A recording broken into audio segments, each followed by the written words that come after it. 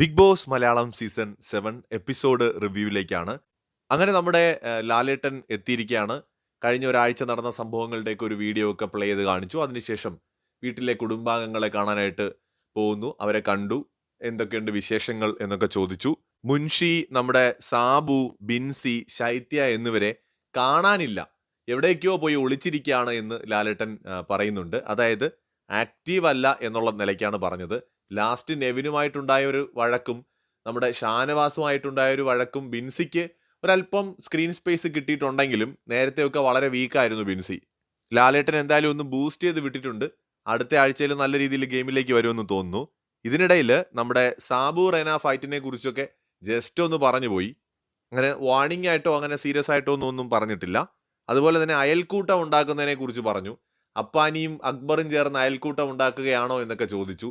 അനുമോൾ അയൽക്കൂട്ടം ഉണ്ടാക്കുന്നുണ്ടോ എന്ന് ചോദിച്ചു. ജസ്റ്റ് അതും ഒന്ന് പറഞ്ഞു പോയി. ഇതിനിടയിൽ ലാലേട്ടൻ ചോദിച്ചു, ആർക്കെങ്കിലും പണിപ്പുര എന്ന് പറയുന്ന ആ ഒരു പണിപ്പുരയ്ക്കകത്ത് കയറാൻ എന്തെങ്കിലും ബുദ്ധിമുട്ടുണ്ടോ എന്ന് ചോദിച്ചു. സരികയ്ക്കുണ്ടോ, ബിൻസിക്കുണ്ടോ, ആരോ പറയുന്ന കേട്ടു ഞാൻ പോകുന്നില്ല എന്ന്.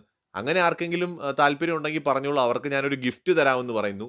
ഗിഫ്റ്റ് ഉണ്ടെങ്കിൽ ഞാൻ പിന്നെ പോകുന്നില്ല ലാലേട്ട എന്ന് പറഞ്ഞ് നെവിൻ കൈപൊക്കി. അപ്പോൾ നെവിനുള്ള ഗിഫ്റ്റ് എന്ന് പറയുന്നത് ഇനി അങ്ങോട്ട് പോകേ വേണ്ട, ഇനി പണിപ്പുരയിൽ കയറാൻ പറ്റില്ല നെവിന്.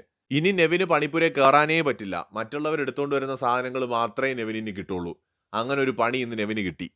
ഇതൊക്കെയാണ് ഇതുവരെ ഫസ്റ്റ് ബ്രേക്ക് ആകുമ്പോഴേക്കും ബിഗ് ബോസ് മലയാളം സീസൺ 7 എപ്പിസോഡിൽ ഉണ്ടായ കാര്യങ്ങൾ. സീരിയസ് ആയിട്ടുള്ള ഒന്നും ഉണ്ടായിട്ടില്ല. നെക്സ്റ്റ് ഉണ്ടാവുമെന്ന് പ്രതീക്ഷിക്കുന്നു. കൂടുതൽ അപ്ഡേറ്റുകളുമായി വീണ്ടും വരാം.